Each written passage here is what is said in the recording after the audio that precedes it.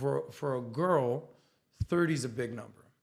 30, their clock, I literally saw it with Kim Kardashian because she rushed to get married to my buddy because she was 30. That was literally a part of it. And I've seen a bunch of girlfriends of mine, 30, this thing happens because at 35, especially if you want to have kids, there's what's called geriatric pregnancy. Geriatrics is like old people shit.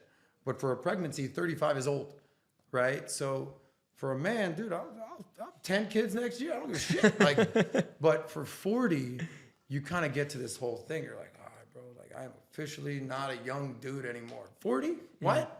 I remember being 21 partying FSU, right? So this is my recommendation for you as a man to hold out longer. I'm not saying if you don't meet the love of your life, you can't get married at 28 or 32. I would hold out in general, but there's exceptions to the rule.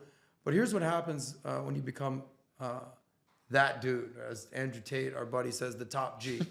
It might happen when you're 34. It might happen when you're 44, whatever. They say life is short. Life is fucking long. Yeah. Okay, you can live to 100. That's a long ass time, especially if you're in a relationship. You're married for 70 years. Like what?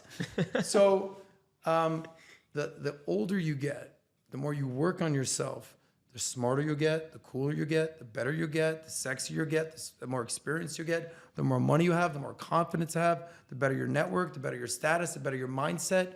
There's so many things that can fall into place as a man that, they say there's sexual market value charts that they do in the manosphere and the red pill community. And the woman's sexual market value sort of peaks at 25, whereas a man peaks in his early 40s. We are not the same. We're equal, but we're not the same. Yeah. Shout out Leo DiCaprio. Yeah, exactly. So date younger chicks. I mean, I've hung out with Leo. That's a whole other story. What's he like?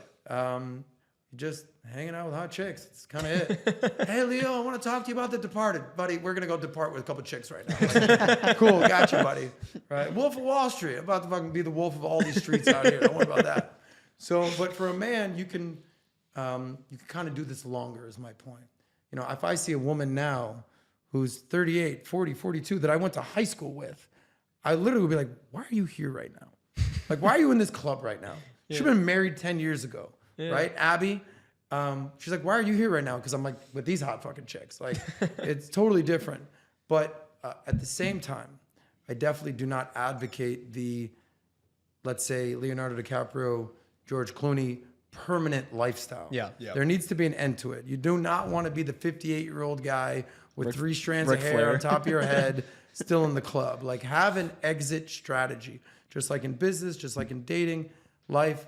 Have an exit strategy. So my exit strategy is made my money. I'm good. I still run a financial company. That's still doing its thing. We've been doing valuetainment. We started PBD Podcast in 2020. So we're coming on our 4th year right now. We even said in 2020, 2024 is going to be our year because we cover politics and business. So next election. We recognize that this is a 4 or 5 year plan. So for me, I'm like, all right, by 45, money, status, network, mindset. Hopefully I still got like some shape still going on. Hopefully I still got my hair. I'm looking for a wife right now. So it doesn't mean that I won't like have fun with a girl. Like I'm not saying that like I'm some sort of abstaining from hooking up with hot chicks. Like holler. But, to our one but female now listener. I'm vetting for a wife. So maybe when I was 24, when I was 28, when I was 32, I would literally just date a girl because I thought she was hot. And kind of cool. I'm like, all right, dope. But now there's so many other questions to ask.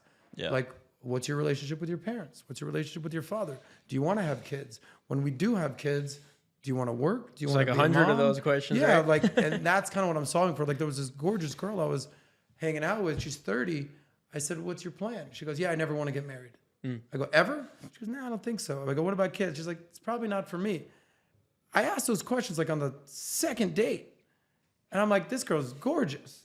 But if I never ask those questions, next thing you know, I'm dating her for 3, 6, 12 months, and I find out, why did I do this for? So know what you're looking for, know what you're solving for, who do you want to be? That was kind of the whole premise of PBD's first book, Your Next 5 Moves, is strategizing who do you want to be. I am 100% clear that I want to have kids, have a family. I want that. I'm clear on that. But that'll happen in due time. So, PBD, mom, don't rush me. I'll figure out what I'm looking for. How has the dating funnel changed on the come up?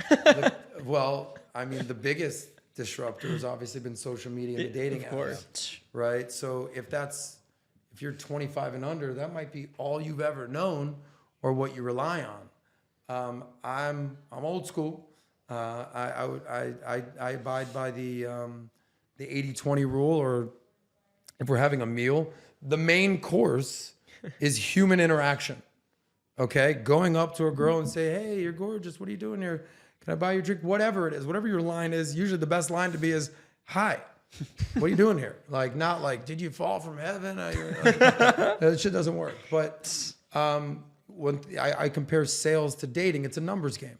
You know, this girl that you think is gorgeous might not be that into you, or maybe she has a boyfriend, or maybe you look like shit today. I don't know. But maybe that girl's into you, maybe that girl's into you, and it's a numbers game. That's like just picking up, I made my money cold calling. Yeah. Smile and dial, baby, smile and dial. If the first person hung up on me and be like, "Yeah, they do not want to buy today," I'm like, "Well, you only made one call." Yeah. So human interaction is huge. Going up and getting out of your comfort zone, getting rejected is a great thing. Yeah. Because, what if I were to tell you that you're 20 no's away from a yes? Dude, I'd be dying to get 19 more no's. Hey guys, if you enjoyed this short clip, check out the full interview here. And if you want to see more clips from this episode, check it out right here.